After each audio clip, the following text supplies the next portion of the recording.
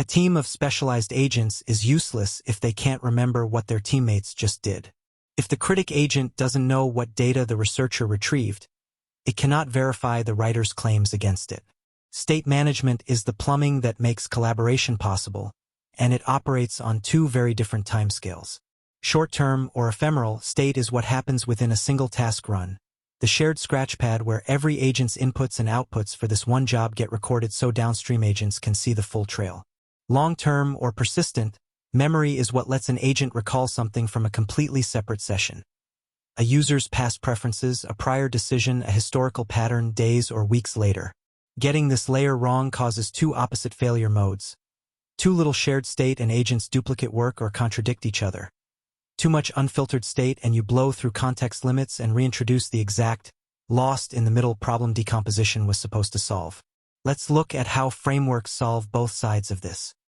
The most common solution for within-task memory is what's often called a Blackboard architecture.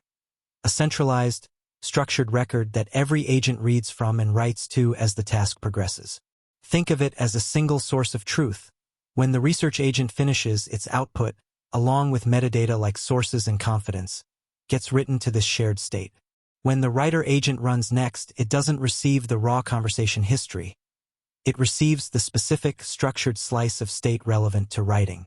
When the critic runs after that, it receives both the research output and the writer's draft so it can compare them directly.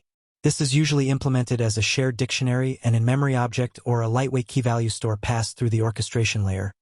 Not a full production database in most implementations, since the state typically only needs to live for the duration of one task run.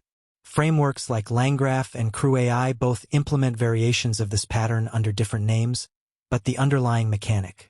Raw agent output is often noisy.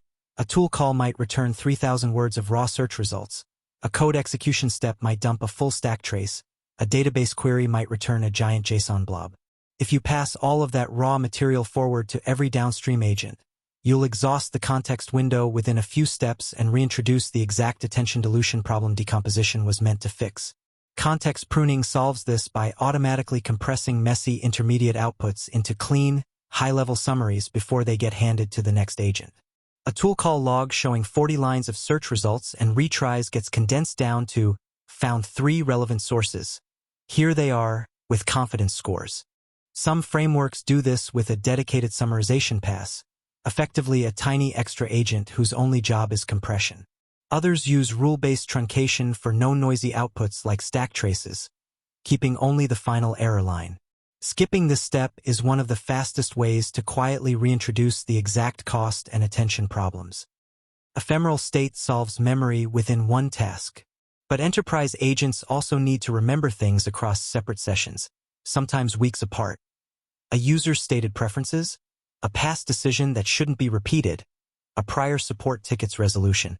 This is semantic memory, and it's almost always implemented with vector databases and embeddings. Every piece of memorable text, a past conversation summary, a document chunk, a user preference, gets converted into a high-dimensional numeric vector that captures its meaning, not just its exact wording. When an agent starts a new task, it converts the current query into a vector 2 and searches the database for the nearest neighbor vectors, pieces of past memory that are semantically similar, even if the wording is different. This is what lets an agent recall the client prefers concise executive summaries 3 months later, triggered by a new, differently worded request. Popular implementations use vector stores like Pinecone, Weaviate, or PVector, paired with an embedding model that converts text to vectors. This is also the mechanism. This code shows both memory systems side by side, and the contrast matters. Blackboard state is deliberately simple. A dictionary keyed by agent name, with a scoped, read, method that only returns state for the specific agents you name, enforcing the access control principle from 2 scenes ago. It lives for one task run and then disappears. Semantic memory is architecturally different. Every call to remember converts text into an embedding vector and stores it permanently in a vector database. Every call to recall converts a new query into a vector and retrieves the nearest semantic matches, regardless of when they were stored. In a pipeline, the orchestrator writes to Blackboard state after every agent step within a task, and separately, a summarization step writes durable facts, like a discovered user preference, into semantic memory for future sessions to retrieve. Separating these concerns into two classes, rather than one blended memory abstraction, keeps their very different performance profiles explicit instead of hidden behind a single confusing interface. This separation keeps both systems swappable as infrastructure evolves.